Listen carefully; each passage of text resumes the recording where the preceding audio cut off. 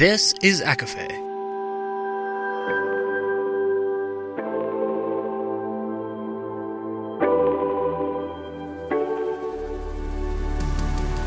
Laura Marie and Jessica Marie proudly present A Court of Fandoms and Exploration, a podcast. Fair warning, everything the hosts say is explicit, full of spoilers and adult content and shall not be used against them. They have opinions. Let's try not to drag anyone for expressing themselves and just have fun for an hour. We all deserve it. This episode contains spoilers from The Fifth Element with mentions of HOFAS, Buffy, Moana, and Idiocracy. For full list, please see show notes.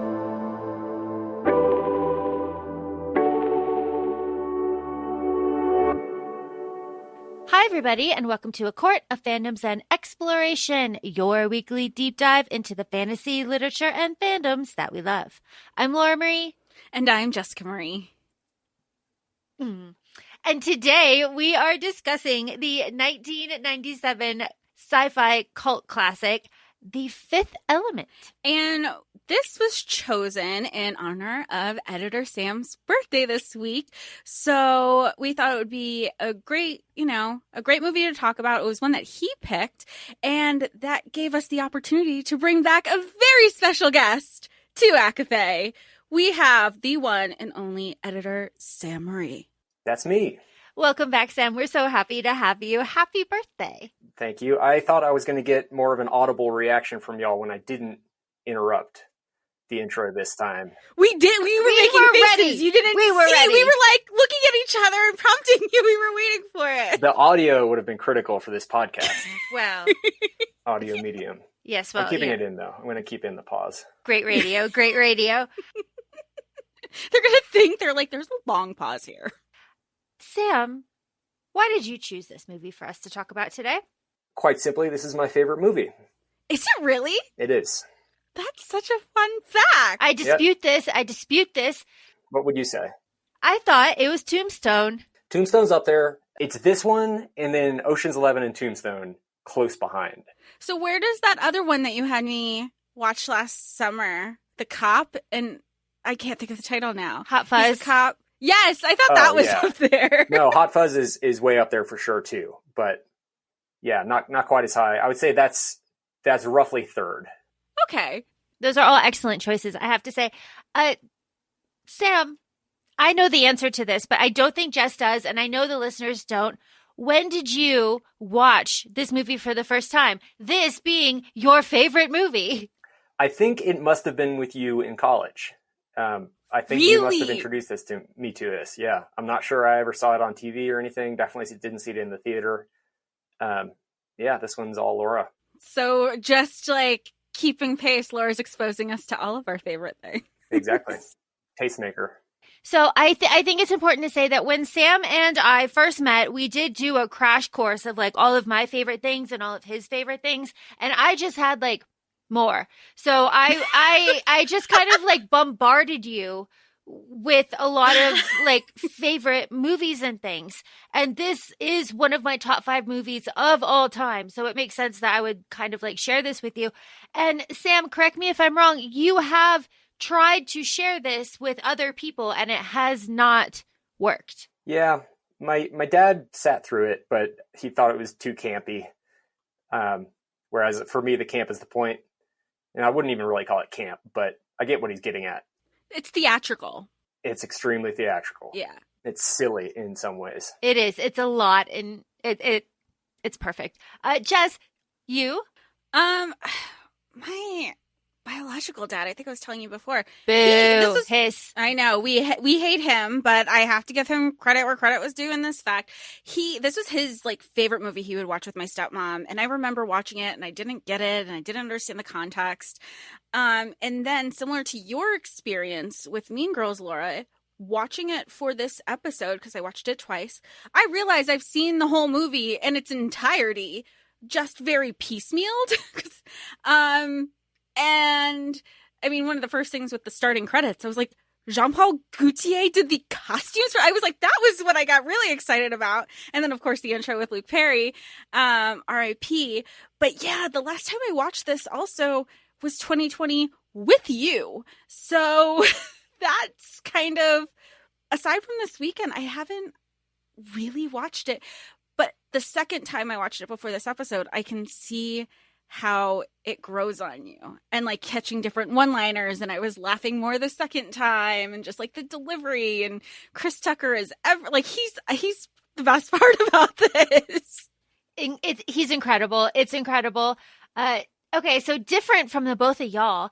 I do not remember the first time that I saw this movie. I feel like I've been seeing this movie my entire life. I've seen it on TV 1,000 times.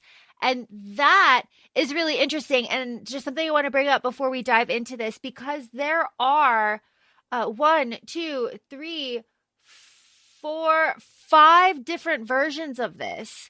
And like 3 of them being different TV cuts. So it is very plausible that you might not have seen the whole movie unless you have watched the Hulu version. Like, it's on Hulu right now in 2024. That is like the full version that has everything that's been ever cut out in TV. That's what I was going to ask how did you watch this? Hulu? Yeah, we watched this during Hulu. Growing up, I watched this on TV every single million different ways. Like, you know, the reruns on USA, it was always on Sci-Fi or like TNT, like always the reruns, always wonderful. But the TV, the TV cuts, and watching this version that's on Hulu right now, 2024, is the whole thing. And Sam, I know that there are scenes where you're like, I've never seen this. Like, what? Yeah, there were definitely parts where I realized I hadn't ever seen it before. Yeah. And I could swear that we've watched it on DVD too. So I wonder if there were some things cut out of the DVD, or maybe I just didn't remember them. Or then like you have different versions of the DVD where you're like, and now you're re-released with like editor's cuts and director's cuts and behind the scenes. And it's so, the commentary, I love a good commentary cut with the directors. So that would be great. So this has been just a lot of fun. And just going to what you're saying about like the piecemeal of it, with all of those different versions, it is lovely to have this like full complete version that everyone can watch. But also it makes it kind of difficult to get a really clear picture of all of the details and the world building and all of the like really great stuff here if you have only seen it on TV, because there are so many different versions, there are so many cuts, it is just like not there. So sitting down, spending the time and really focusing on it is an experience in and of itself. And to kind of like, before we really get into the plot, but our priest, when we first meet him, did you notice, has a blown out eye? Like, his eye is red as hell. Can I tell you, I only noticed it this time right now. Did you find any fun facts as to why? Because no, I didn't. Not a single one. It is not talked about. Like, he got into a fight before recording, Yeah, it's not a plot point. It's not lampshaded. It's not Bob Costas, right? So I don't know. It was really distracting. When I watched it this first time. But okay, the fifth element, I think might be a first, because one, we had Sam recommending it to us. Thank you, Sam. But also, when we roll these opening credits, Bruce Willis, Gary Oldman, Ian Holm, Milla 4, our leading lady, is number 4 on the billing. And then we have Chris Tucker, and then R.I.P. Luke Perry. That might be a first for ACOFAE, right? We have our men first. Yeah, but I feel like, yes, from an actor's perspective, but then watching it, like actually watching it, and I noticed it yesterday, and it doubles down today, is that the key to saving the entire universe, she's the fifth element. And everybody was surprised, like, oh, it's a woman. Like, that was like one of the first things, and it makes sense. Why? Like, of course, it takes a woman to save the entire universe and to get shit done. It does. And there has been, I don't know if y'all know this, there's been a lot of debate over the years about how, like, this movie is almost perfect. except it's like really sexist and like they treat women really shittily and it's just not so great. And there are some aspects of that, but I think also if you look at it a little bit deeper and like we'll talk about it, that it's like yes, but also this. Right. And then even what was the scene when she was passed out and Bruce Willis goes to kiss her? And I was like, Bruce, consent. Come on. Like that was one of my first reactions. And then she put a gun to his head and he's like, oh, that was, you are right. I should not have done that. I should have asked for permission. So yes, but like, not that the year is okay, but acknowledging how far we've come since the release of this in 97. 97. Oh my goodness, 97. Okay, something that is cut in a lot of the TV versions is this entire title card opening with the asteroid belt and all of the names, all of it. Most of the time it starts off right at the shooting star in Egypt, 1914. Sometimes they skip this whole Egypt opening and they start right with Bruce Willis. So it can go either way. The TV versions are wild. It's also interesting because it's like the internet didn't exist in the capacity that it does now when this movie first came out. So watching it, you really have to shut down your brain unless you're already really focused in fantasy and sci-fi to just go with it, because you have to naturally think, okay, but what's happening? What's the story? And then if you try to put yourself in 1997 with the rest of the audience watching this in a theater, they don't know. They don't have any backstory. So to try to like force to train your mind to be like, we're in it with you too. I have no idea what is going on. I think that's just the sci-fi way. Well, the sci-fi way, which is so funny, Jess, because this is not your genre. However, this does contain, I think, just about all of our hyperfixations to some point. We have ancient Egypt. We have like aliens. We have like intergalactic politics, and we have action movies and like boy stuff. So it's very fun. It kind of like hits everything for us. And I know that the ancient Egypt part was very surprising. And Sam, that was one of your hyperfixations, yeah? Oh yeah, definitely. I was a huge Egypt kid. I remember I kept an Egypt book from the library way too long, and they let me just buy it instead of paying the fine. So how did you feel then when we start off a sci-fi movie in ancient Egypt? It was surprising, for sure. Yeah. Wasn't expecting that from the poster and the way you'd hyped it up and everything. Yeah, no, any of it. And Jess, what did you think about Luke Perry? That man, he's one of the most attractive people out there. And this is the 90s. This was his prime. Like, he was everywhere. I mean, I know we discussed like our Buffy, the original Buffy the Vampire Slayer movie. It's fun to see him pop up in different capacities. The whole opening scene, I'm curious about like what that credit looked like for his audition. We just need you for like 5 minutes to get your SAG paycheck from now until forever. Yep, just look panicked, which I think is something that is Sam's favorite theme in this whole movie. Yeah. Well, and that was what I wanted to ask you all, because it's like Luke, seemed to have the most realistic reaction, no? Like, how would you react if aliens just came up to you? They're like, oh no, we're cool. When he first sees them, he has a look of like horror on his face, and he starts when he's drawing them, he's clearly like looks like an insane person, and of course he freaks out and grabs a pistol, as one does. But again, yeah, I think that's totally realistic. It's important to point out that Aziz Light is classic. It is shouted, for forever, and people love to say Aziz Light, very important. And this whole sequence, if you watch with the captions, when the aliens show up, it says that they're growling. They're not growling. No, Sam, what did you say? They're like they're like snuffling. Yeah, like snuffling. They're because the aliens are big and bronze with like little heads and like big lights, very sweet and slow. Amanda Chiwins. Yeah, and really, really lovely. And when the spaceship arrives and the priest arrives, we get the plot, right? And of course, the temple is telling us that the elements, and you surround, and the fifth element is in the middle, and the divine light. What is divine light? All of these things. And the priest is like, "Yo, die though, toast." And they're like, "Nah, no, we can't, toast with water. We gotta toast with the wine." And then that's when the aliens come. Fun fact, I'm going to put right here. When the Egyptologist turns around and he is confronted with the alien, he goes, "Are you German?"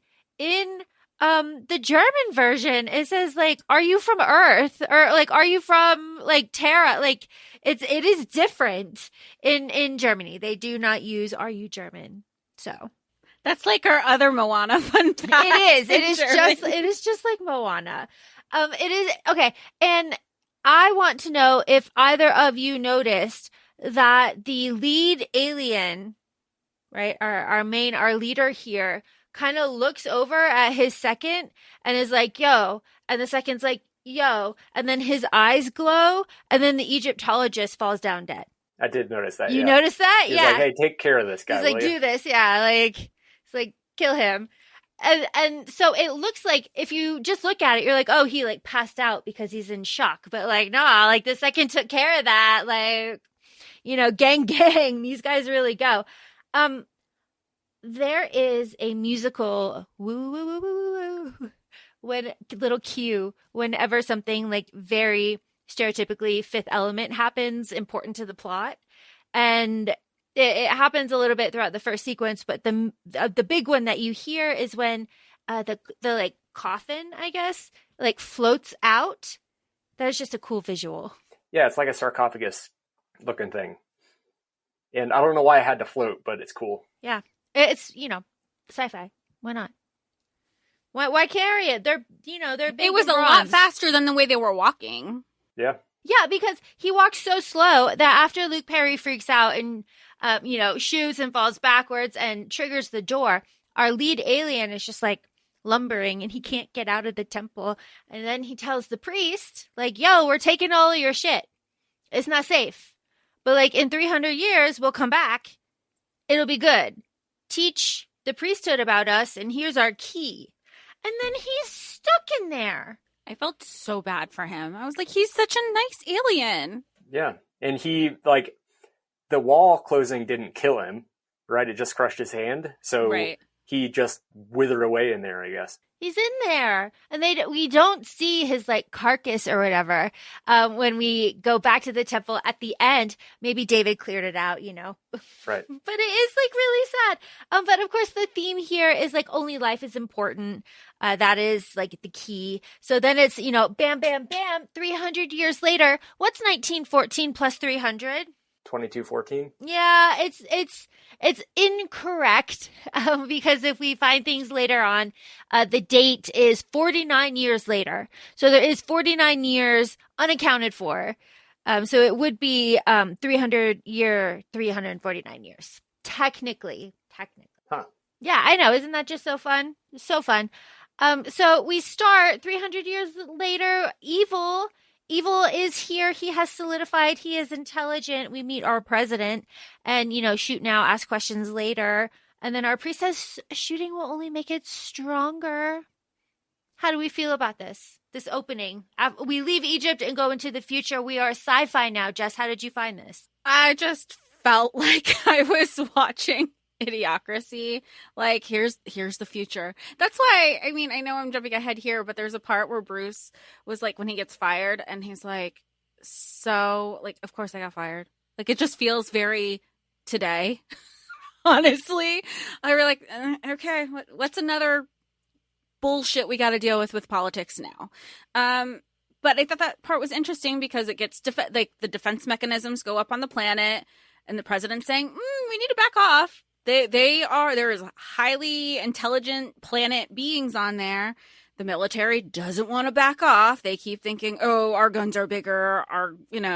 We're going to keep pew-pewing this planet. It keeps getting bigger and bigger, and it kind of absorbs all of that power, and it bursts out and consumes the military, which, honestly, they fucked around and found out. Certainly did. Yeah, they did, and they continue to do so. And then our priest, Cornelius, is like, hang on.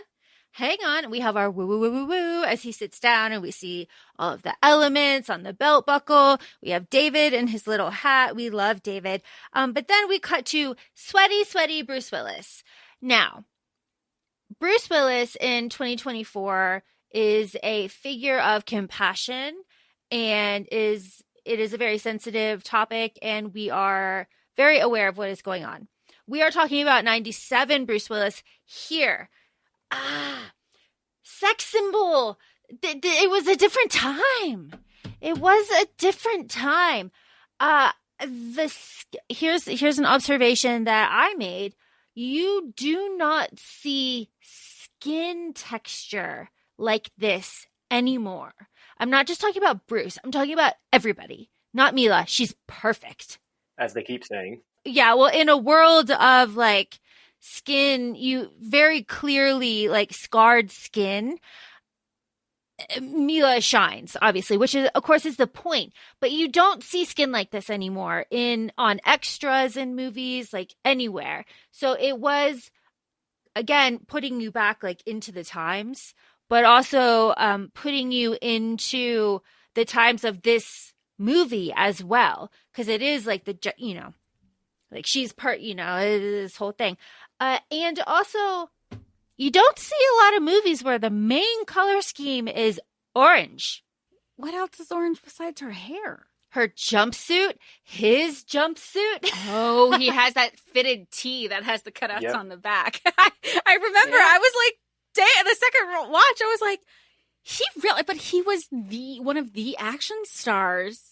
Well, he had a couple flops, and then so doing this was a risk for him. Well, and his normal salary that he received, they couldn't afford. So he was like, if I like the script, I'll do it for a reduced salary. And then he capitalized on, and if it did well in the box office, he earned a percentage of the box office. So he made back. But I feel like the Bruce of yore was very much like that, because he did a movie with Matthew Perry, also rest in peace. He was like, look, they had a bet on set for like the whole 9 yards or something, and Bruce went on to do an episode of Friends without a salary, or like whatever the salary that he would have received for that episodic appearance.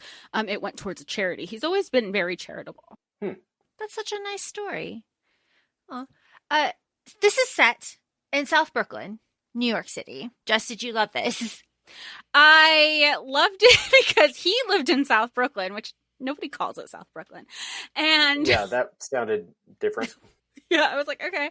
But then they went basically to... He's French. Like, they're French. The director was French. Like, but then they would go to McDonald's in Times Square, but then it wasn't Times Square, because I was like, that's definitely like futuristic Grand Central Station. And then I would see the Madison Avenue sign, and I was like, see, I know I wasn't going crazy. But those are the logistics that we always talk about. I like that they kept the style of the the early 20th century, like stonework. I like that it's not all like glass and metal skyscrapers like you might expect for a future world, right? It still looks very New York, even if there are flying cars everywhere. Oh yeah. You knew it was New York no matter what. And I like the apartments were all so small. And I was like, okay. And how they utilized every single portion of space. So they had the elevator, or the shower, and the departure, and the freezer, and the tucked away bed. Like, they were utilizing every single space like people do now. So I thought that was fun. In New York, it's easier to build up than out, right? Yeah. And we get so much world building as soon as Bruce Willis wakes up. Sweaty, shirtless, heaving. in South Brooklyn, as one does. And we get his alarm going off. We get shots of his apartment. We get, to quit is my goal for a day, with his cigarettes being mostly filter, little details that are so fantastic. And then the phone starts ringing and we are introduced to Finga. I mean, we gotta love Finga, right? Like, oh my God. Do we? Finger? Yes. I'm sorry. I'm thinking about his mother. Oh no.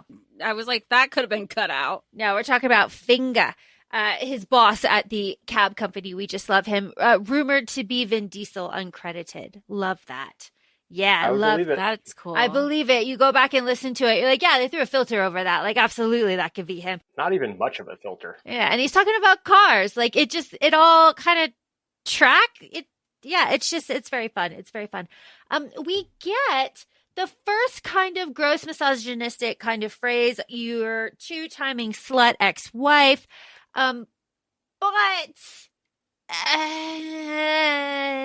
Whatever. We don't like slut shaming, but no. She also cheated on her husband. But it's also like, I mean, we don't have to endorse it. We're not supposed to like Finger necessarily, right? Right. He's supposed to be like a boss car thief situation that Corbin is avoiding, I guess. But it just kind of goes, again, the juxtaposition here, like, your ex-wife, I'm not looking for any woman. I'm looking for the perfect woman.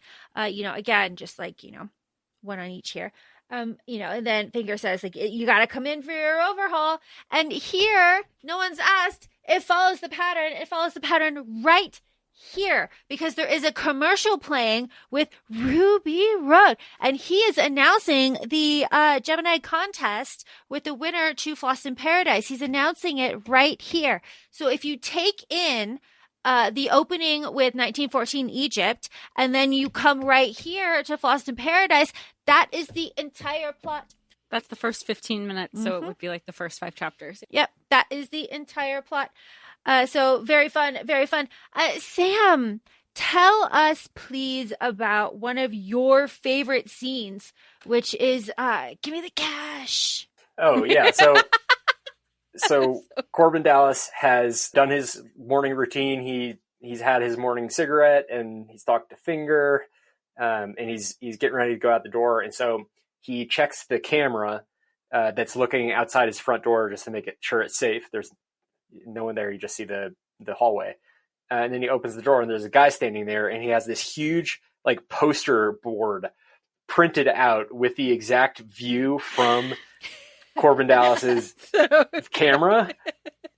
And he's obviously tweaking, and he's holding a big gun. He goes, "Give me the cash!" Just like full on tweaker, like out of his mind. And Bruce Willis is just standing there. He says, "Been standing there long?" And the guy goes, he says something like, "Yeah, a little bit." You love it. It's so good. His the high pitched laughter that he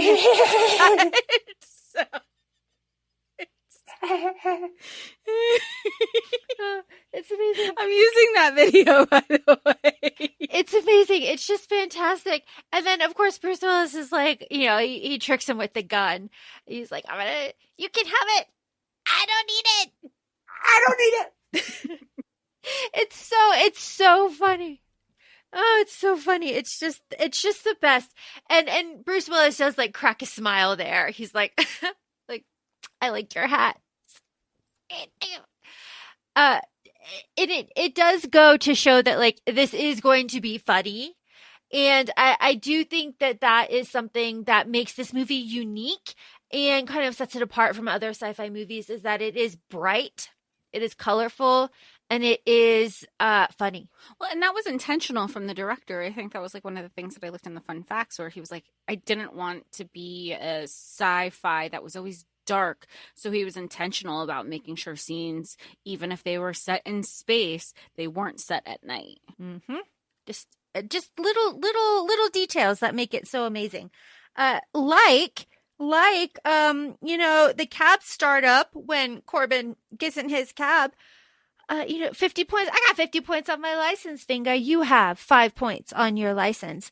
Something else that is cut from a lot of the TV versions is this entire cab startup sequence, and it will start at you have 5 points left on your license. So like that whole chunk will be gone. So it is, again, nice to see the long version of this. This next section is where our priest and our fifth element is kind of explained to us, and our saviors are killed. How do we feel about all of that? How do we feel about this plot in general? Yeah, at this point, we cut to space again, and we see what looks like a lone Montechiwan piloting a spaceship, and we're led to believe that he's bringing the savior of humanity to Earth to help fight the evil. And suddenly he gets jumped by the evil alien race, the evil alien warrior race, the Mangalores, and it's a kind of a weird chase scene. Like it's hard for the Montechiwan to look distressed, Yeah, because he doesn't have really a face. But pretty quickly, we see the Montechiwan ship crashing into a planet, and it smash cuts to Ian Holm, right? yeah. Saying we are lost or something. Yes, like we are completely lost because now in 48 hours the evil will kill us all. That's like the time frame that we have, and the priest has explained to the president like the light of creation will save us, and if evil stands there, then like we're all gonna die, and like shit's gonna go down. But we have a slight introduction here to Gary, to Zorg, talking to Agnot. It's just like a back shot of his head. He's like, all right, Agnot, like we'll meet up at the factory. Like we'll go. But then again, I like your phrase, Sam, smash cut. But again, we are taken to our survivor that has survived our crash. And we have the rebuilding of Lelu. I can tell you, both of you and everybody, very formative growing up. The edited and not edited version of this. Wow. Stunning, shocking, glorious. She didn't win anything for this role, did she? No. Which I don't know how, and I think it's just because critics just like to shit on sci-fi a lot in fantasy genres. Because her acting is impeccable. Like, it's flawless. It's incredible. Her daughter looks exactly like her. So that's like it spitting image. So, and to see Milla so young and her range, because to act that well with minimal dialogue, it's just, she was great. Sam, thoughts on this? She's really acting with her eyes in this first sequence. She's saying what seems like gibberish. We later learn what it is. But she just looks totally panicked, basically until she gets outside, and then she's calm and she knows what to do. Thermal bandages. They don't really. That part, really... I was just like a technicality. I was like, if you're recreating, like you just like recreated a being with the bandages intact. It's like, ooh. The Lelu's outfit is iconic. It is a staple on the con scene. It's a staple at Halloween. Wait, this one with the thermal bandages? This bandage outfit, yeah. Huh. This bandage outfit, and also later the white crop with the orange rubber suspenders. But the bandage one is very much. Domo danko. The rebuilding process, I remember watching when I was very young, being like, God damn, the muscular system, you're scary. Like, scary. I don't like it. Skeletons are not so scary, not so scary. The breaking out, Jess, I thought in my head when the general comes over and starts like taunting her and she like breaks out, I just knew that you would love that shit. She's like, pah! Well, I loved it. And then I was like yelling at him. I was like, remember in the first Rush Hour where Chris Tucker is yelling at Jackie Chan and he's like, do you understand the words that are coming out of my mouth? Like, yelling at somebody in a language they don't know doesn't effectively help the situation at all. So I love when he's like, oh, is this glass proof? Is this unbreakable? And I was like, you know, us, we're like, of course it's not unbreakable. Let's fucking go. It's very satisfying. What's also very satisfying is when she jumped through the aluminum foil. Because from far away, you're like, ooh, texture. And then when you see the hole, you're like, I made that in my kitchen. Right. It's like, why did you make the wall out of this? Like, this helped with the budget. That was amazing. There are some RoboCop references, which is like very fun. Do you understand? She doesn't. All of this stuff. The part where she is up on the ledge and she's up like this in her hands and you zoom in on her face, it's art. I want it as a poster. It's so gorgeous. Like the hair, Well, apparently it's art because it was like one of those fun facts that I read. That scene was created by a comic book artist. Isn't that awesome? That's cool. It's so awesome. I love it so much. And then the police car comes around and tries to take her identification, and the little thumbnail that it grabs to try and identify her, it's not really a face that she makes in the actual film, but it's an incredible shot. Yeah. It's her lit really brightly and her eyes are like glowing almost, and she's looking off like above the camera into the distance. It's really cool looking. Yeah. Stunning. Stunning, stunning, stunning. She is just beyond stunning here. She dives off. Bam. She dives off. You daffy bastard. She lands straight into Corbin Dallas's car. Falls through. Big bada boom. Fun fact. Bruce Willis did not know what she would sound like when she started talking. So his face is pure original reaction to what he is seeing as her performance. He does that a lot in this film. Yeah. Like, including the diva dance scene. Right, I was like, because like you can't, I remember watching that and like in that scene, I know I'm jumping forward for a second, but I remember watching that scene and I was like, you can't act that type of wonder and awe. And then when I was looking up fun facts, I was like, it's because he didn't. He didn't. He didn't. It just is amazing. And honestly, if I were him, I'd be like struck speechless too. Like, and to experience that front row. No, absolutely shocked. Like shocking. I just don't know. I just don't know. The cops come as they do. Please help. Please help. You have an unidentified passenger. I think is going to kill me. Thank you for your cooperation, RoboCop. That's a RoboCop. Oh.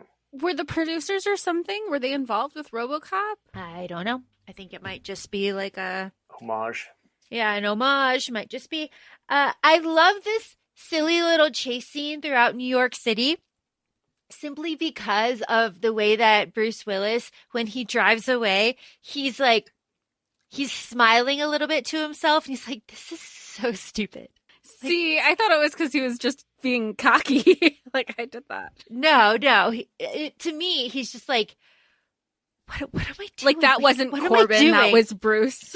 No. He's just like, no, not even. It's just like, as Corbin, he's like, I'm running from the cops, like, because this, like, gorgeous girl, like, asked, like, what am I doing? Like, I have no points on my license. Like, Finger's gonna kill, like, I'm going a little crazy. And I like that kind of like, cause he's like this like hard military man. He's been retired 6 months. He's a terrible driver. He's only got 5 points left on his license after 6 months. But I like that little break. And then from like here on, it's just like him and Lelu, ride or die. Yeah. I love it. Sam, you know that one of my favorite scenes is coming up. You know this. After they are left and they lose all of the police in the fog, and Cornelius, priest, blah. Where do they go? They go to Vito Cornelius's apartment or something, or chambers. It's kind of unclear. Corbin's holding her in his arms, and Cornelius says, Weddings are one floor down, my son. Congratulations. Closes the door on him, and then Corbin kicks it in and says, I'm looking for Vito Cornelius. I looked, the phone book says that he lives here. So, yeah.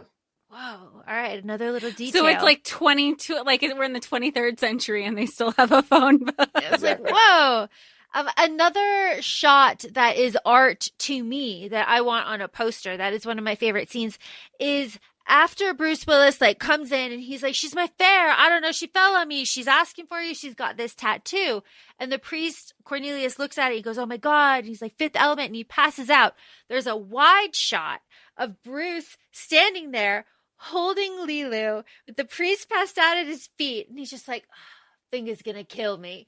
And I love it. It's just like one of those Renaissance paintings. There's just so much going on and it's so pretty and I love it. And I cannot find it as a poster. And it is one of those. I'm surprised that wasn't like a key art poster or something for the movie.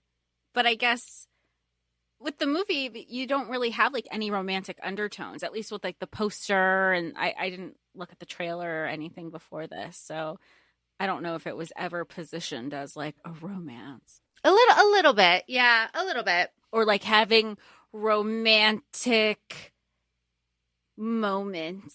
I don't know. The very end where they are getting busy and they're lit in blue, that made it to the trailer. Well, yeah, because then like that very end, it was like your typical 90s like end scene still frame shot, like just frozen on that last shot. One of my favorite things, Jess, you've already mentioned it because you're just so good. As you are. One of my favorite things is when the priest comes in his getup, or and everything. He's ready, and Bruce Willis is there, and the priest is like, he is the perfect being. He's she. He's like, you mentioned, you noticed that, eh? You noticed that, eh? He's like, oh my God, how lovely. Like how really lovely then that it is now acknowledged like by the priest. Like, no, like she is perfect. Like this is the supreme being. And then David comes in. He's like, are you sure? And the priest is like, yeah, yeah, we are completely sure that this is the supreme being. And then of course, just again, wake her up gently. Sam, what's the phrase? Ectogamat. Mm-hmm. And that means? Never without my permission. Hot damn. Yes, it does. Yes, it does. Yes, it does. And she's holding a gun to his head. Yeah, that's when he kissed her, right? Mm-hmm. Wake her up gently. And she pulled a gun from his belt, I guess, that we had never seen before. Yeah, it's fine. It's fine. It's there. Science. It's there. It's there. Yeah, never without my permission. And Corbin is like, yeah, no, you're right. I shouldn't have done that. My bad. But after Lelu is woken up, they don't know each other's names, and we have to rectify that because I'm Corbin Dallas. Me, Corbin Dallas. And so she says her full name, which is like a paragraph, and Corbin's like, okay, that whole thing's your name, huh? Do you have a shorter? Like Corbin Dallas. So he goes, whoa. Really fantastic. And she goes, Lelu. Really fantastic, really amazing. As she says that, she's like kind of looking down, and it's a very vulnerable moment, and you're just like, oh my God. And it really does serve to humanize her because we have seen she came back to life right in front of our eyes. And then we've seen her do like really fantastical things up until then. But here, I'm just a girl. I'm just like a little girl. Well, and I feel like you see some of that at the beginning or not the beginning, but when she first crashes into Corbin's taxi, and to what Sam said earlier about all of her acting is done with her eyes. So she sees the human trafficking ad on the back of the taxi, in the passenger part of the taxi, and recognizing that pain, fear, and vulnerability is in that she sees in that picture is the way she feels. And then she starts trying to pronounce, she's, reading please help and phonetically trying to sound it out. And that's kind of where it starts. But I feel like that's when you realize, oh, she's just like us. pops. Like, you know, the girly pops love chicken. The girly pops chicken good. Like, did that chicken grow in the microwave? Yeah, it was some Okay. kind of like powder or something, and she put it in I was like- the microwave / I don't know, generator. Did that go in that? Yeah. I was so Yeah. confused. I was like, okay, this is like the Jetsons. Yeah, Mhm. exactly. I mean, how awesome, because it looks delicious. And she is pounding chicken. Good for her. Lelu like chicken. Yeah, Chicken love, good. Chicken good. Chicken, good. love it. This is where we get our white crop top and our pants and our rubbery orange suspenders. We love that. We also get the story of where the stones are, what happened, the double cross, and the moving of the plot. And how how she has to play like 5,000 years of catch up. She basically has to go through, you know, what Chuck went through from that show reference to absorbing everything that's on the internet, A through Z, and she only gets up to V. Mm-hmm. She only gets up to V. And what has happened? The stones have been stolen, replaced. There's like a double swap, and they're in Floston. And she's looking up the address in the Angel Constellation, and they're gonna go get them at Floston Paradise, the hotel. We have then dot. We have then our introduction, our full introduction to Gary Oldman as Zorg, because our assistant says, Mr. Zorg, we got to fire $500,000 from the cab companies. And Zorg's like, bet, make it $1 million. Let's go. And so this is, I mean, speaking of things that reverberate to today, the specific phrase the assistant says is, the investors are worried that the economy is heating up. We need to fire 500,000. And, you know, it fits in with what we see today, where companies are posting record profits and also doing huge layoffs. Mm-hmm. Right. And Zorg's just evil. You're a monster. I know. Jess, how do we feel about Sirius Black being like this? It's just weird. The whole thing was weird. Once I realized, because I remember I saw that Gary Oldman was going to be in this.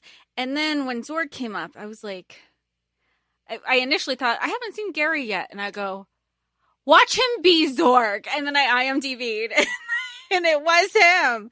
The thing that I liked about him is his little pet alien elephant. Adorable. Fantastic. Snuggling in his arms. Beautiful and pink and like giving him like little loves. I loved him. And he was just like, help me. I want to be here. He should have been out, not in that desk all day. That was my thing. Yeah. That was the only thing I cared about with Zorg. I don't care. You know, because of course, he's the bad guy. He wants the thing that he wants. He doesn't get what he wants. And now he's stomping his foot, mad at the universe and trying to make everybody, you know, or not even trying to make. He's mad at when he's put into a vulnerable position, because even when Cornelius shows up at his desk, he's choking and then still wants to be an asshole. I would have let him die. He's a priest. He couldn't. It goes against the It's so code. stupid. And what can I say? I had an issue with Cornelius being assigned as priest, because I was like, dude, you cannot handle emergency situations well. Like, yes, they passed on all this information, but you passed out when you found the Supreme. You freak out when there's a bomb. There has to be a better priest who knows how to handle emergency situations a lot better than you. It was very like, you are not the person to go to in an emergency. But it seems like he might be literally the only one. Yeah. There's only one Just him and priest and like sidekick Yeah. David. Right. It's just him and David. And David couldn't go to Grand Central to save his life. Couldn't even keep up with his own alias. I love David. Just terrible. This goes in theme with me like bitching about everybody and their jobs. Okay. Zorg has the best fucking outfits. They are all fly. That man can do it. A fun fact about Zorg is that he is always surrounded by a circle. There's always a circle framing his head. When he's behind his desk, when he's standing, and if it's not like directly in the frame, then his headpiece serves as like that circle. What does that mean? I don't know. I saw that as one of the fun facts, but I was just like, was there a purpose to it, or it's just like, hey, I noticed this and his clear headpiece? Yep. Because it sounds like how Renaissance artists used to put halos around saints, right? Like just have a gold circle behind them, but that's like the opposite of what you would want to do with Zorg. Yeah. So I don't know. We meet Zorg as he is meeting with his contracted warriors, the Mangalores, to get the stones, right? He's all about the stones. And he shows them the display of his new gun that is payment, and he breaks it down. It's awesome. I think Adam Savage has made this gun. It's got replay, the net, the fire, the cold, the rockets, the arrows. We love it. The best part of this, though, is when the crate that contains the stones is delivered. It is opened for the first time. This is important. And there are no stones inside of it. Absolutely none. And then what happens is the most perfect, quotable, memorable little freak out ever. Sam, you want to go through that? No, I can't really, because it'll ruin the audio. So I can't really do it proper justice. But suffice it to say, Zorg is extremely upset that there are no stones. And he explains this in great detail to the Mangalores. And he says, 0 stones, 0 crates. So since you didn't bring me any stones, I'm not going to pay you. So you are merchants after all. What? But also, like, I think he brings up a point, like, they're stupid because how are you didn't even check the box? You didn't open the box before you brought it to me? That's a good point that I'm going to bring up later. I'm glad that you said that and put that out there. We have, though, Zorg being like, you know what? I hate warriors. Give me a killer. A stone cold killer, because they would have asked about that little red button on the back of that gun. And then bam, everybody blows up behind him. We love that. Bring me the stones. You have 1 hour. That's scary. What? How? Okay, fine. I like, though, the little plug for Chanel that we get when Lelu does the thing. He's like, I didn't know what to get you, so I bought you a bunch of shit. And I was like, look at Chanel. Front and center. Sam, I see you doing a motion. Please bring it up. During that the arms dealing scene, whenever Gary Oldman is walking, he kind of just like moves his arms. He swings his arms. He's got his hands like extended out in front of him, but he's kind of moving his arms back and forth. And it's a really, really funny idiosyncrasy that he added to this character for no apparent reason. No reason. Very important to point out, Gary Oldman hates this role. He hates this role. He hates talking about this role. And he only did it because he owed Luke a favor. So it's a shame because this is my favorite role of his. I know we've talked about this previously, like in the interview with the vampire episodes, about hearing people who don't love roles that they're in. And I get it. We're going to have like some things that we enjoy more than others. But to be on the record when you sit like this, like I know I said earlier, it was like, this still allows you, the way it plays on reruns on cable and different variations, like you still get to be in SAG and you still get your insurance and you still get paid. You still get to do all these things because of classics like this. Or like, and it's also known with musical artists when they're like, you know, been in the industry for 20 plus years and they're like, do I still have to sing my #1 hit single that put you on the well, you still have a career because of that #1 hit single. So change it up if you want to, but like, that's what the fans want. It's always just interesting to me. And I think people in general forget that there are so many others out there. It does come with luck. That there are people who are talented and they don't necessarily get that time to shine. They get their moment and people would switch places with you in a heartbeat. Yeah, they would. And of course, we're talking about Jean-Baptiste Emmanuel Zorg as he gives his chaos speech. Sam, do we like our chaos speech here? Yeah. He's talking about how the fact that I create all this chaos and violence and disturbance, actually, it employs a lot of people.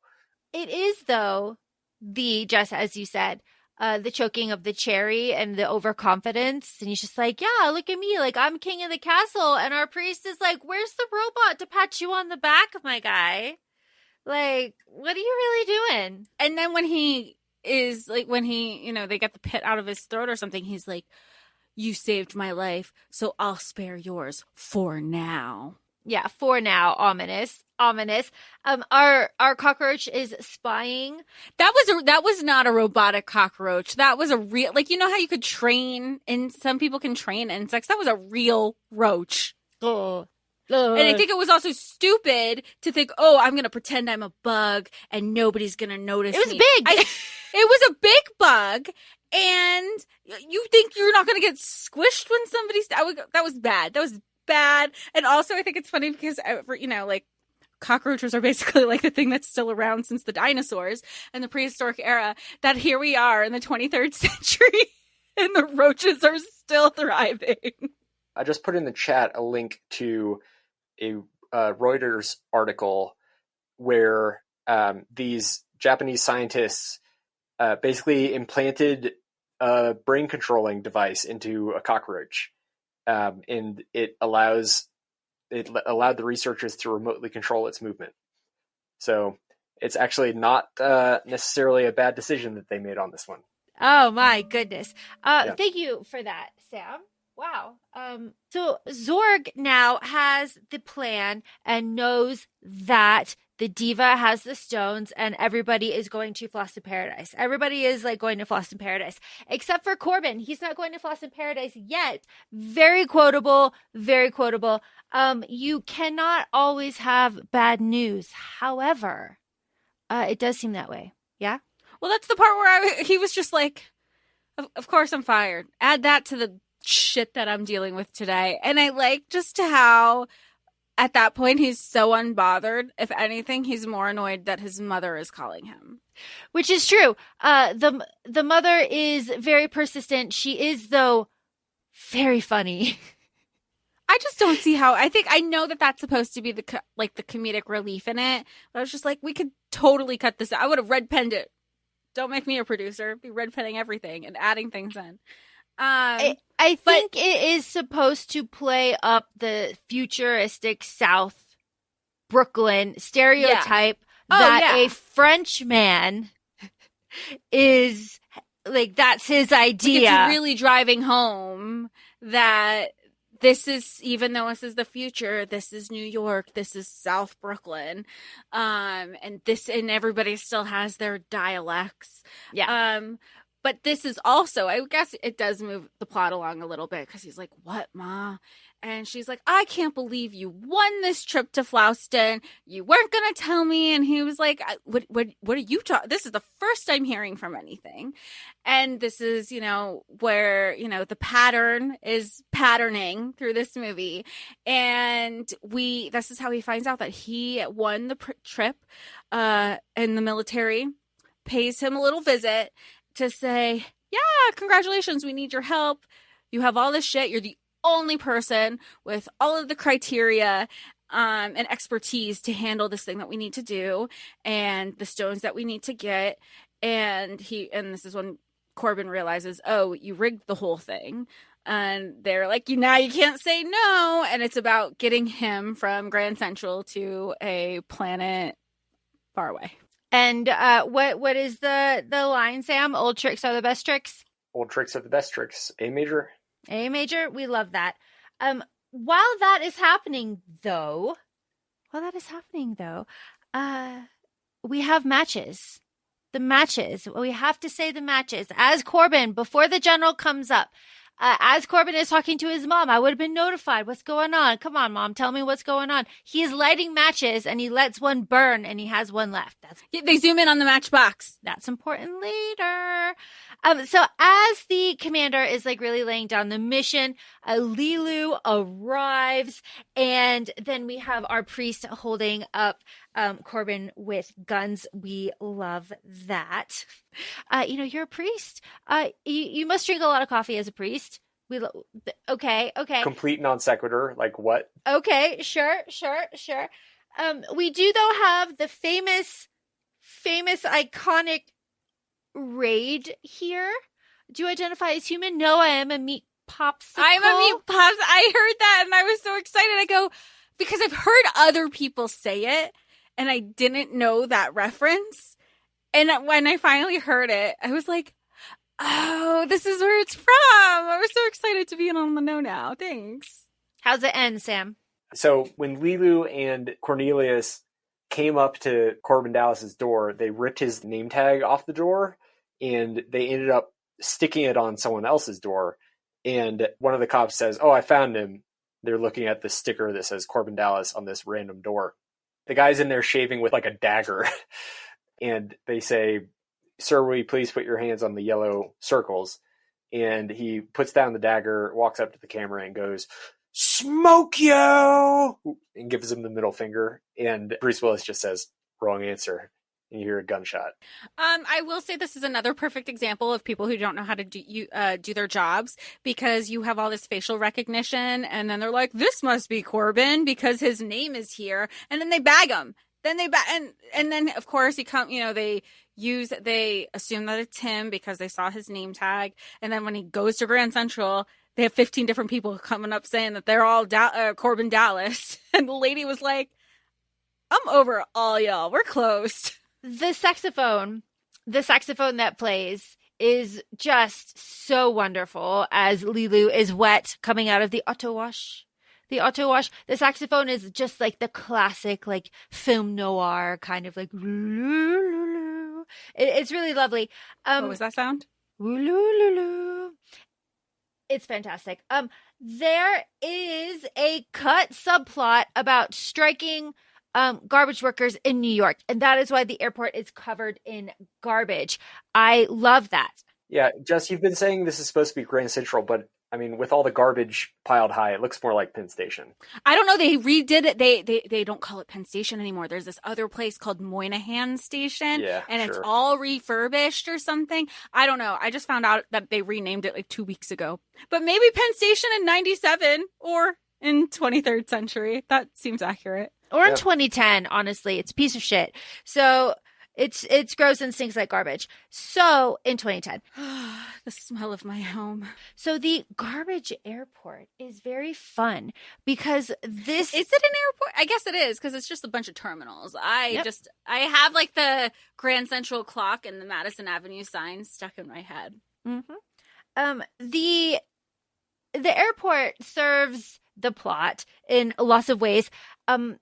The part that is cut a lot of the times is when the neighbor is arrested and he is given to the alien warrior race. He's like, "Yeah, we got Corbin. Like, now you have to go to Lost in Paradise and get the stones."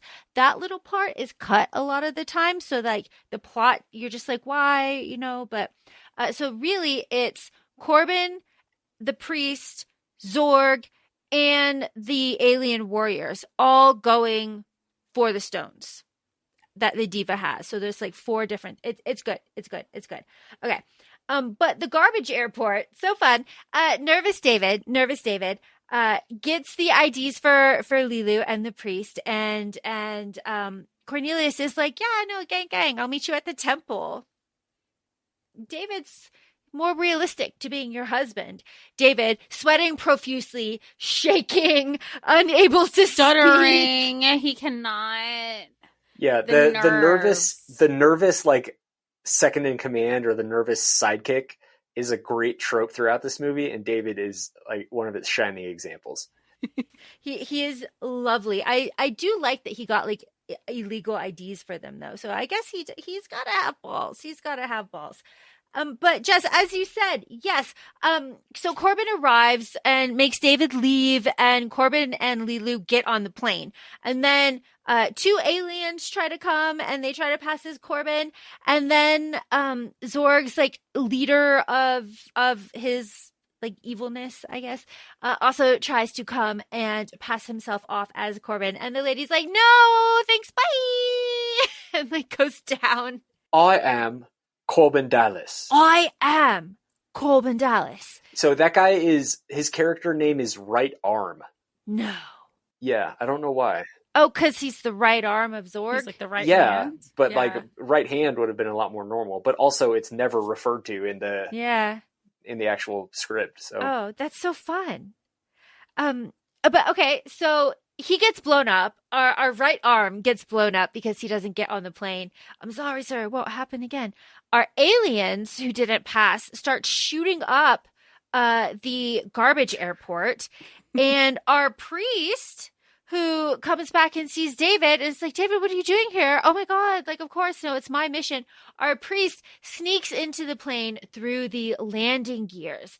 The ridding of the parasites in the landing gears is another part that is cut from most TV versions. It does go on a little bit long, and it's a little gratuitous with like the flamethrower and them screaming. Yeah, I think it just serves to detail the plot further because, like, again, it didn't have to be there. It was like he could have just climbed up the wheels, but like we have more because this isn't just like this is an interesting world with detail and like color. Again, the color and the like they're using nuclear, right? It's like, don't they call something like a nucleo club? That like is or that's where that end. is the scientific lab where Lelu was recreated. That is what that is called. Yes. Okay. So our priest is on the plane. David goes to Egypt, and we are introduced to sleep regulators. We'll get there. But how do we feel about Ruby? I like him. This is the role that Chris Tucker was born to play, I feel like. Yes. I feel, and it very much reminded me of a role made for Mercutio's character from Romeo and Juliet, 96, 97's from Bzzzzzzzzz. Like, I feel like that Mercutio at the Capulet party could have, like, that's what this feels like of an extension of. For sure. I think so. I think Mercutio is a little too serious, and Chris Tucker is the right amount of silly. Because the screaming as the explosion, as they're underneath the cart, is just too perfect. And I don't see Ruby doing like beautiful like sonnets. He's just a little more silly. But I think he is such a fantastic character that gives it like the what is it? It's like the comic and the straight man with Bruce Willis. Like because Bruce Willis is just like stoic with it. You know, like, no. And it's kind of the Will Smith, Tommy Lee Jones dynamic, whatever that is, like the silly with the straight man. But Ruby, animal print. He's got the blonde, like, what even is that? It's like a pompadour that has been extended out into a tube. It's like also kind of hollow. Like, it's amazing. And he has the roses and the lipstick, and then he's hitting on all the women, and everybody's like fawning over him. And his signature is just paint. Like, it's not even a signature. Or champagne with the guest log. Yeah. Oh, it's great. Is green. How green? Crystal green. I'm real green, jade green. You know, biz. He's got all his yes men. So he's a radio host, and again, 97. You know, podcasts weren't a thing. Talk radio was a thing. So he's a radio host. He's got his long microphone. He's silly. He's loud. He takes he's just reading ads when he's like seducing those flight attendants and like talking into their ear. It's just ads for like when he's on next. He just uses his voice. It is fantastic. Now, again, the costumes, we've said that they were designed by our famous costume designer. These flight attendant outfits are fantastic. They are the blue. You don't see that color blue a lot in film. It made me wonder if Britney Spears' toxic flight attendant costumes were inspired by this. Yes, it's just too... Right. It's just a lovely. I would like sleep regulators to be the norm on planes, please. Up, down. Thank you. Sam says we can't have that because of brain damage. I say, fuck it. Yeah, would definitely be worth it sometimes. In a way, don't people who medicate themselves, and isn't that like a personal sleep regulator when they go up, down? I don't know, man. I would like to have a 12-hour flight feel like 2 minutes. Oh, absolutely. Ooh, I love it. Most important part here, though. Oh, you speak English now. Yes, I learned. Me, fifth element, me protect life. Me protect you. We love it. I have a whole point to this that I will bring up later. Fantastic. Okay. The flight attendant hookup and everything leading up to it is also cut from most TV versions. Where he's just, Ruby Rod is eating her out, and Yeah. she refers to him as Mr. Rod, which I love. Mr. Rod. So good. Really great. All right. Our evil planet is gobbling up all the satellites, and it is making a phone call to Zorg. Is this, question for the class, is this blood? I had to rewind this scene, and I thought it was, but I don't know where it came from. I think it is literally Hershey's chocolate syrup. But I think in the movie, in the universe of the film, I think it's supposed to just be ooze. Ooze? Yeah, because you see it coming out of the general in the first scene where they like first encounter. Yeah, but how did he get it on his face? Like, I'm sure I thought it was supposed to portray blood, but I was like, that doesn't look like blood. But that's the part where I'm like, from one scene, it just goes from one thing to all of a sudden you have a zoom out and then you zoom in. I go, where did that come from? Yeah, like he wipes it away and there's no wound. It just sort of appears, which is just sort of, it's like a physical manifestation of the evil of Mr. Shadow. Just so scary. It's so scary. My note says bleed Zorg. I will be among you soon. Where are the stones? I will see to it personally. Well, all right, let's go to Floss in Paradise. I have never been to Hawaii. Sam, is this what it's like? Oh yeah, it's just like that. Infinite ocean, huge cruise ship. No, you mean when they get off and there's a band playing traditional music and people giving out lays. Like, yeah, you actually do get lays. I thought it was just a trope, but even if it's just like you paid economy, not first class. Yeah, exactly. Oh wow! I mean, I can't speak to nowadays. This was like 2006 when I went, but yeah. Interesting. I just wanted to check because we have like the traditional dancing, the traditional singing, the traditional outfits. Looks amazing. We talk about oceans and beaches and a big cruise ship. Floss in Paradise. We love it. Corbin goes to his room. He gets like the detail, all the restaurants, the concerts happening. Our priest is found in the landing gear and he's brought to the office. And our nervous guard named Fog meets the diva. Sam, what does he say here? It's the security of Fog. Tall. We love nervous Fog. Fog does not calm down until Floss in Paradise explodes. Yeah, he's pretty much out of his gourd tight, with nerves the entire movie. We love him. The diva sends one of her people over and talks to Lelu and says like, yo, stay here. The diva will give you the stones after the performance. Like, gang, happy that you are here. Sam, helm to 108. Helm 108. Helm to 108. Helm to 108. It's 5 p.m. at Floss in Paradise. Ruby taking us to the diva performance, the concert hall, and the gossip about all of the famous people in the crowd. The sexual moans are cut out from the TV version.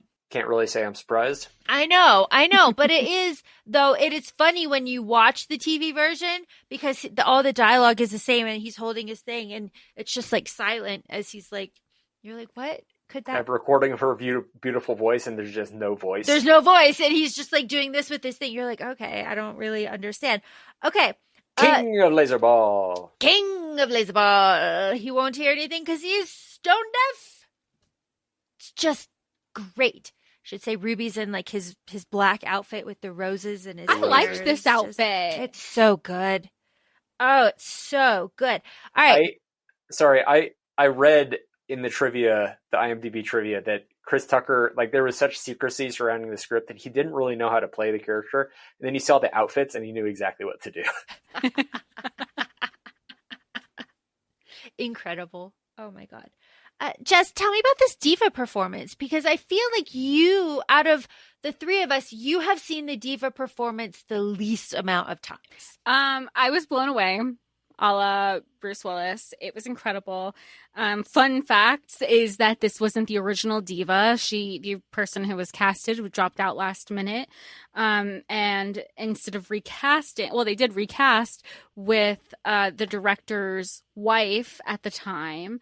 However, she isn't because I had to look up if like this is the person who is doing the opera performance. Is not. They have an Albanian soprano opera singer who did this performance completely in awe. They had the music sheet, and once they went to the opera singer, they go, "This is not humanly possible with your sheet music to interchange the different pitches as fast as you need them to." So they isolated different vocals for this performance and digitally put them together to make the piece as cohesive as it was.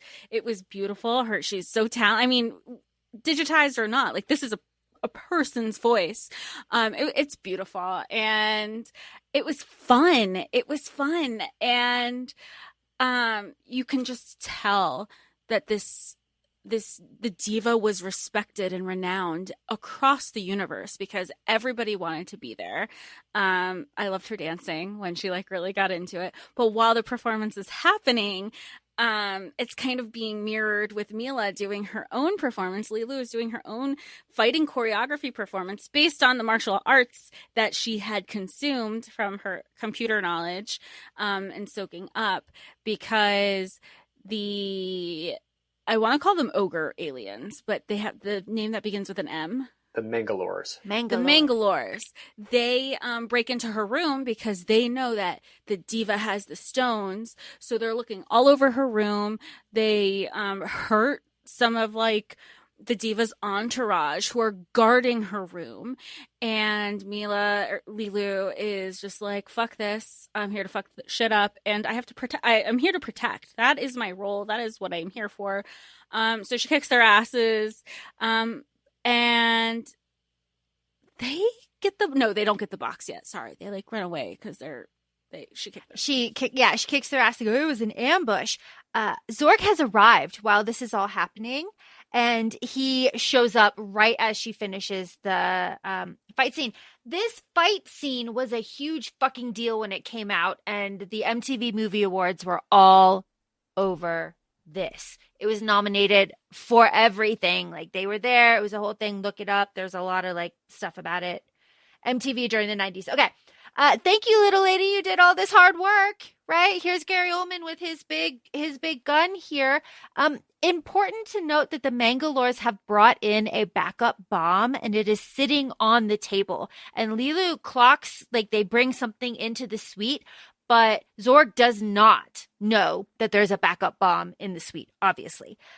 So he's Zorg threatening to shoot Lelu. Lelu throws the box to him, and she goes up into the vents, and he chases her around and shoots her. Meanwhile, the aliens, the Mangalores, are storming the ship and the concert hall. How did we feel when the diva dies?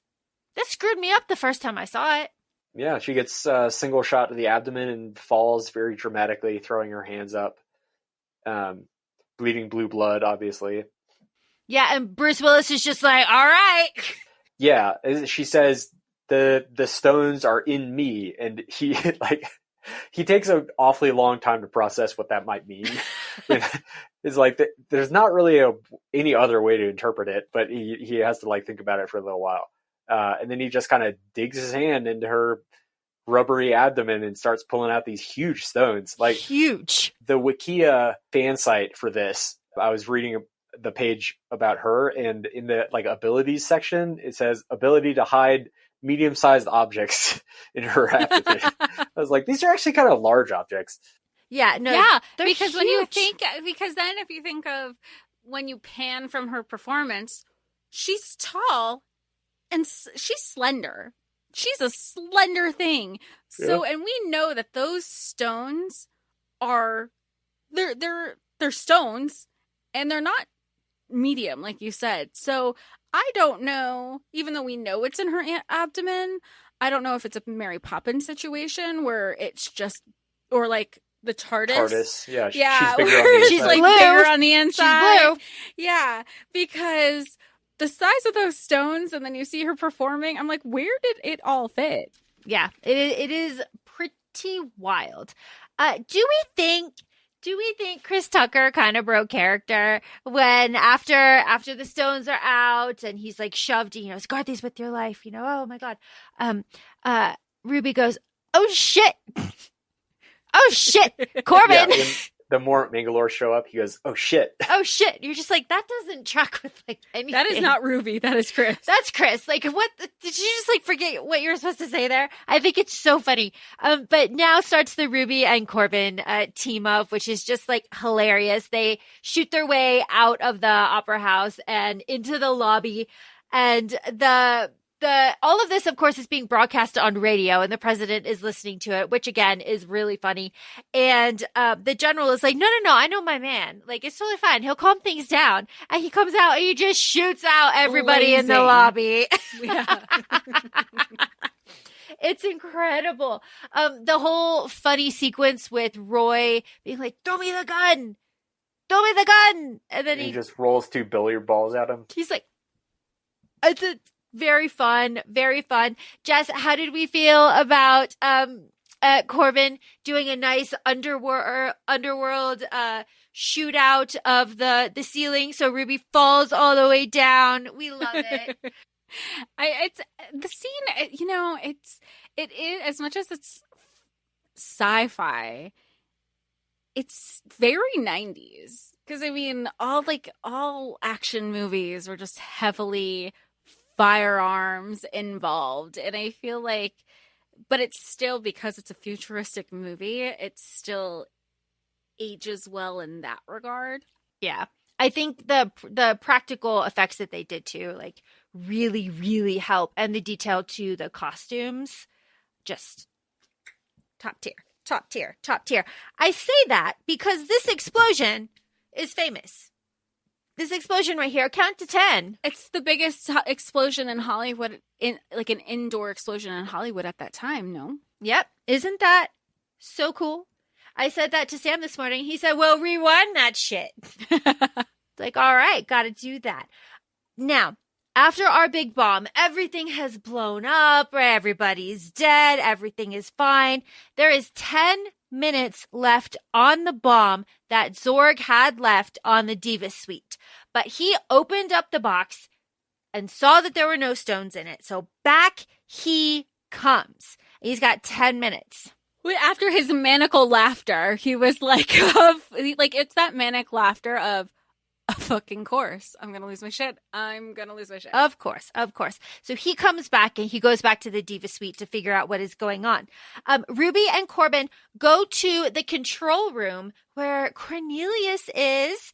We're sending in a guy to negotiate. Where'd he learn to negotiate like that? I wonder. Amazing. What is it? Zoot. Yeah, so Corbin Dallas says, Mangalores don't fight without their leader. We just have to find their leader. And one of them starts yelling. I forget exactly what he's yelling, but Corbin's like, found him. And so Fogg says, we're sending in a man to negotiate. And Bruce Willis walks in, just strides in super confidently and puts one right between the Mangalore's eyes. And all the other Mangalores just kind of like fall to their knees. They're just like, oh no. And that ends the threat. It is very funny too, because the priest is like, oh, hey, Corbin, you must be really mad at me. But like, that was really cool. Like, whoop. Just really, really fun. And now it is Corbin, Ruby, and the priest. Now we have our three main characters now are like, holy shit, like, where are we going? We have to get Lelu. Lelu's in trouble. Where is she? She's in the Diva Suite. All right. Everybody goes to the Diva Suite. They pull out Lelu, who's been in the vents this whole time, waiting for help.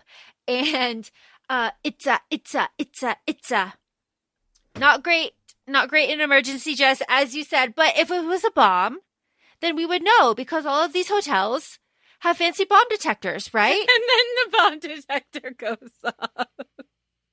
It's just perfect timing. It's so good. Perfect. It is perfect timing. There is 5 minutes left. Absolutely 5 minutes left. Of course, Fifth Element, 5 is a big deal here. But 5 minutes left. And I love where they're like, Corbin, you can defuse this, right? Right? Because in the beginning we have the like, you're an expert on all of the like equipment that you're going to use. And Corbin's like, and then it just cuts to them running, like hauling ass down the hall to the evacuation, which is important because as Corbin et al. Go into the elevator to go to the evacuation ship, Zorg comes out. And they just miss each other. They never cross paths. They just miss each other. And I think that was another one of those facts that they never had a scene together. Yeah. Can you imagine the two of them? Just incredible. But yeah, so Zorg he's running, right? He's got to get to the bomb. He like takes his sweet ass fucking time to put that little microchip into that bomb to defuse it. It diffuses, but out pops the backup bomb that the Mangalores have put in there for honor. 5 seconds left. Boom, boom, boom. Floss in Paradise explodes, but everybody is very safe on our evacuation ship. This is the end of the movie. We are almost there. We are speeding to Earth, right? David has been getting the temple ready. We're speeding to Earth.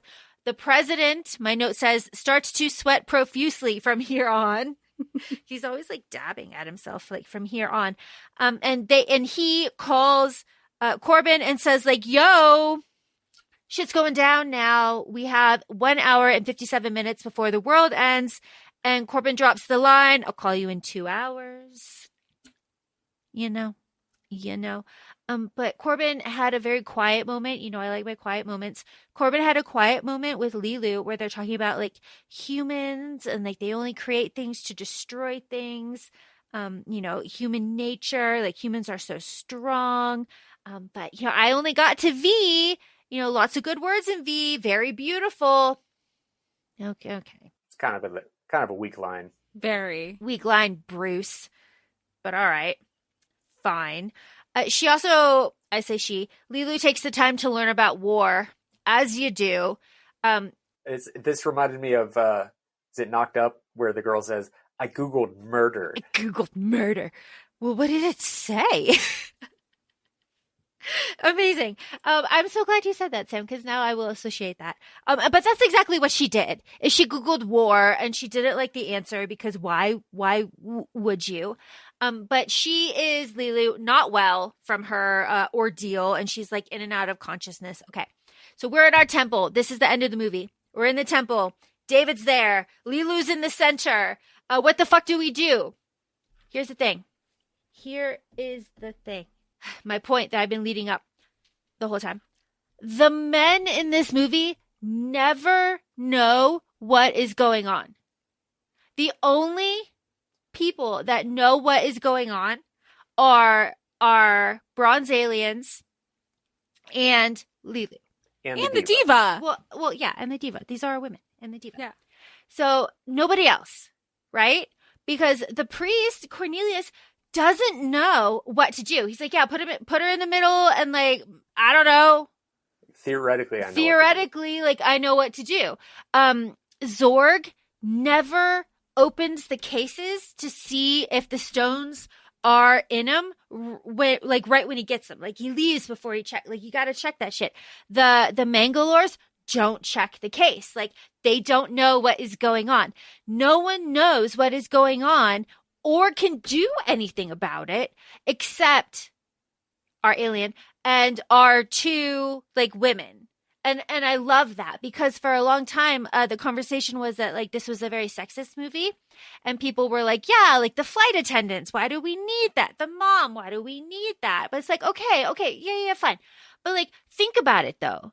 Like, think about it. All of this is happening because these men are not like double checking their facts. They don't know what's going on. They can't look at the details. And it takes the women to push the plot along. And it takes the women to actually save the world. Universe.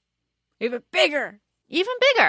So it is just then very lovely that when all the men are panicked, the priest, David, Ruby, and Corbin. They're like, what do we do? And she looks at them and she's like, yo, like, wind blows. I don't know what to tell you. Fire burns.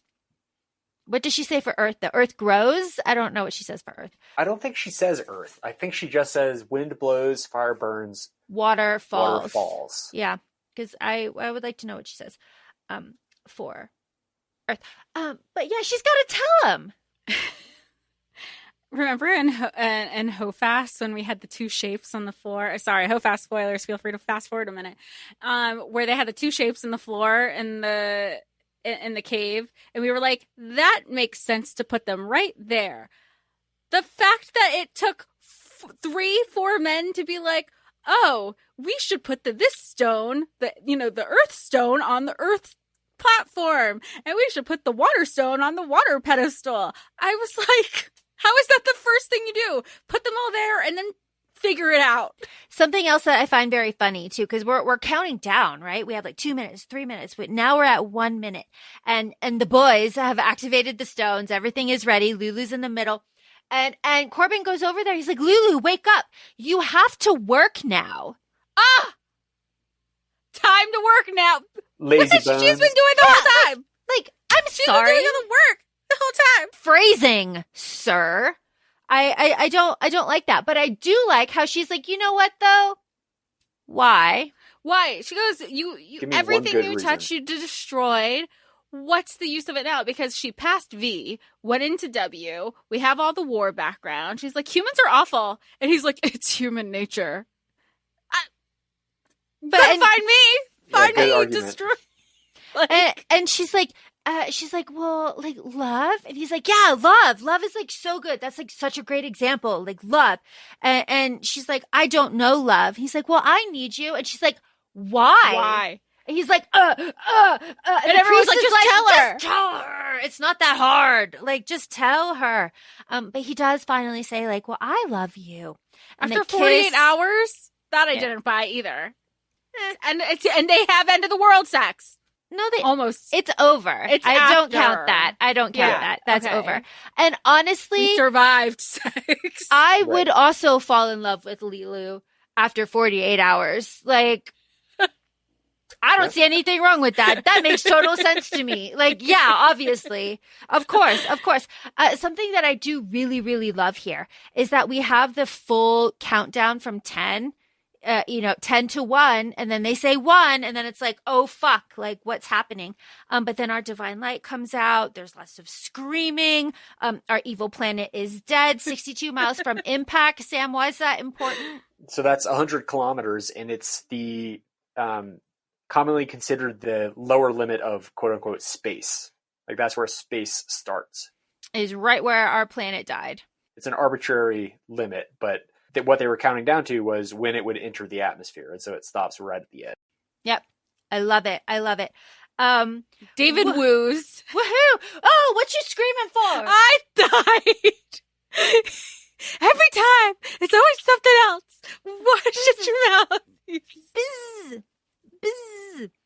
Oh, it's good. And then that's it. We don't see Ruby. He's gone. He walks out in Egypt, and we don't see him again, which I think is sad. But then we cut straight to our nuclear lab, like you said, Jess, and we have our scientist from before who was covered in glow paint when he's like, yeah, it's a freak, I can't wait to meet him. That guy is back, and he's like, yeah, no, you can totally. We put him in the like place to regenerate. The reactor. The reactor to regenerate. They were so tired, so like, I'll go check to see if they're ready to like talk to you. And he opens a little thing. He's like, oh, no, they are not ready. Which is hilarious. Good for them. And Corbin's mom calls the president an idiot, which I also think is very fun. And that is the end of the movie. That's how it ends. It's very 90s, just as you said, the like still like cut at the end. Really fantastic. Could either of you survive in this type of future? No. Well, no. Well, yeah, I'd be the scientist who says maybe he's trying to make a call. Maybe he's trying to make a call. You would be that scientist. Yeah. You would. He is consistently like the whole time. I would have been right. Yeah, you would have been right. Every single time. You were right every time you spoke. You would thrive. You would thrive. Would I thrive in New York City? I don't know. I'd like to see what the other cities look like, and maybe another one would be more to my speed. The vertical trains would throw me off, I think, but super fun. Super fun. Jess, do you have fun facts you want to go through? I feel like we sprinkled some fun facts. I mean, we have behind the scenes drama that the director and Milla got very close where it ended his relationship with his wife. Then he married Milla and they divorced after 2 years. Lelu's high kicks were with an artificial leg. Bruce was not the original casting for Corbin, and Chris Tucker was not the original cast for Ruby Rod. It was actually Prince. And Milla used to babysit for Bruce and Demi because when they had their kids on set. I feel like we sprinkled a lot throughout. Oh, and Jean-Paul Gaultier, he didn't just do like the main costumes. He did like 900 extras also. Because usually it's just, you have like your main costume designer and then they kind of have a team behind him. He was like, he did them all. I helped them seem consistent with each other, which was nice. All right, excellent. Thank you, Jess. Those were really good fun facts. I, as you, have sprinkled some of mine in. And Sam, I've been telling you these since like yesterday, so these are not fun for you. I'm so sorry. Okay, they are just facts. They are just facts for you, Sam. Okay, our director Luke started this script when he was 16, and it was over 400 pages, and he had to significantly reduce it. He first started making this movie in like 91, and he got to 1992, but then production had to halt. It was a huge thing. He did not get financial backing until after his success with the professional Leon. And that is kind of how he met Gary Oldman. And it is from that relationship with Gary Oldman's directorial debut that Luke helped finance that Gary felt that he owed Luke a favor, and that's why he appears in this movie, even though he fucking hates it. And he says, and I quote, "I was singing for my supper." So, okay, good to know. The director and Milla created the divine language, and it has over 400 words, and they would write letters to each other in that language. I bet that was fun for the wife. And they could actually end up having conversations in the language. Yeah, in the language. So that's why I knew the language was made up, but I didn't know that detail. Oh, I would lose my shit if I came across those letters. And then I couldn't read them? Are you kidding me? I couldn't read them? I would, yeah. This was shot in London and Mauritania? Not Egypt. Mauritania. Thank you. Mauritania. This is shot, just as we said, cheerfully crazy in broad daylight because sci-fi at the time was just so gray. Yeah, and he said, Luc Besson said he wanted the future to be funny, not like dire. Not dire. At the rate this is going. I know. It's very dire. $1 to $3 million was spent on the premiere. That included a ballet, a fashion show, and fireworks. And it premiered at Cannes. Very fun. Yep. Milla originally did not get the part because she came in full makeup, fully done up, and she did not really understand what was going on. And it wasn't until the director saw her later when she was not in makeup next to a pool that he thought that she was the absolutely right person for the role because she had a timeless look about her that could be in the future or the past. So that is interesting when we're talking about the conversation of like, has this person seen an iPhone when you're talking about Bridgerton? So that was interesting. Gary also didn't read the script. So that was part of this. The comic artist, the French comic artist, really inspired our director here. Ruby Rhodes' original name was Lock Road, and it appears in the script. Lock Road, which is fun. Elizabeth Berkley was... So this has a connection actually to the Fern Gully episode because the Goanna was voiced by Tone Loc, who some people think was if not the voice of Finger, was a possibility to be the voice of Finger. And like, I could see it. Nice. Very Similar nice. sort of deep voice. deep accented voice. Yeah. Elizabeth Berkley was almost our Lelu, but she had too much bad press from Showgirls. You still want to chat Showgirls? Yes. The diva scene, the way that it was filmed, it was being carried around separately in a container, and that container was dropped and run over by a forklift, but the footage was still usable because everything back then was shot on film, so it was resilient. Milla dyed her hair to start with. Can you imagine? Blonde roots, white blonde roots with orange. She dyed her brown hair to that color in the beginning, but obviously it broke and fell off, and she had to wear a wig. You can't upkeep that. Yeah, it's you really cannot hard to. upkeep that. And I think you can, towards the end, you can definitely tell it's a wig. And I think, in the beginning, it's more, her hair, but I don't know. It's a good wig, whatever it is. I was going to say it's a good wig. It's not like when we have our conversations of, a good, bad wig. It's a good wig. It's a good wig. The New York that we have was built on a 1/24 scale. So we have just a little more practical effects there. So her all that stuff. So very fun. And in the background, the people that we see are members of the crew and production crew that were in there. So which was very fun.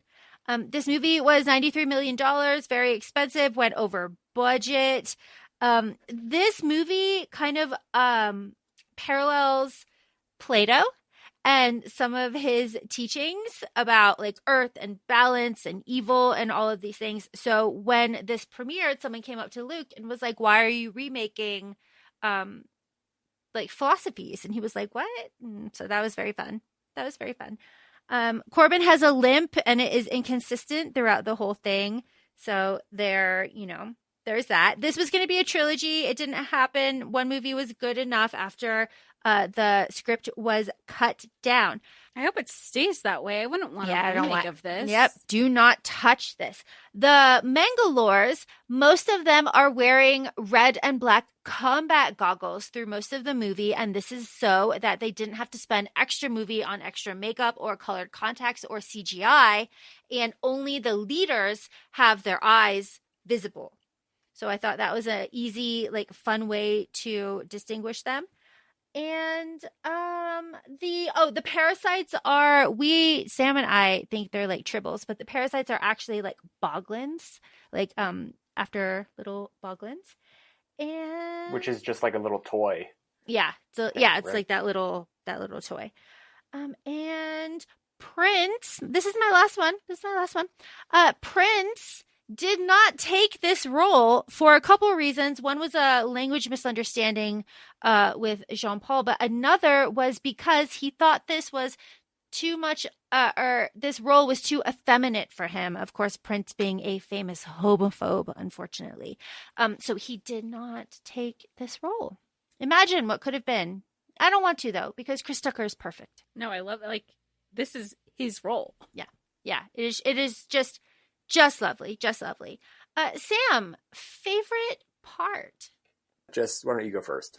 I think it is the diva dance scene, because the retelling with the diva, but also you're getting the fight scene with Lelu, and I just love seeing both of their strengths being played out on screen at the same time. I think it's beautiful. And you're in awe of both of them in very different ways. Ooh, that's a good answer. Very what about good yours? answer. I feel like Sam's still thinking. What about yours, Laura? Mine is Lelu's regeneration scene. I saw that when I was very young, and the entire thing, the building of the skeleton, the using of the technology to build the body from nothing. That concept to me was wow, this is future shit. This is incredible. And then to build the body, and then to have the savior of the universe, the perfect being, be a woman was, again, just yes, amazing. And then to have her, we said, the acting, to have that that scene where she like breathes for the first time and she like arches up and she's like doing that really was something that I had never seen before. And I really was just like glued to the TV and I was like, what is this going to be? Like, this is a really original thing that I'm seeing and I can't wait to see where it goes. Sam? I think my favorite scene might be Zorg with the Mangalores when they first deliver the crate. So good. And it's Gary Oldman doing like the salesman's patter and firing all the functions on the guns, and then having his little freak out after he sees the case is empty, and he's doing his little arm motions. I think it's spectacular. And I think because we're wrapping now, Sam. How would you? Because you've pitched this movie to your dad and he did not enjoy it. How would you pitch this movie to someone who has never seen it?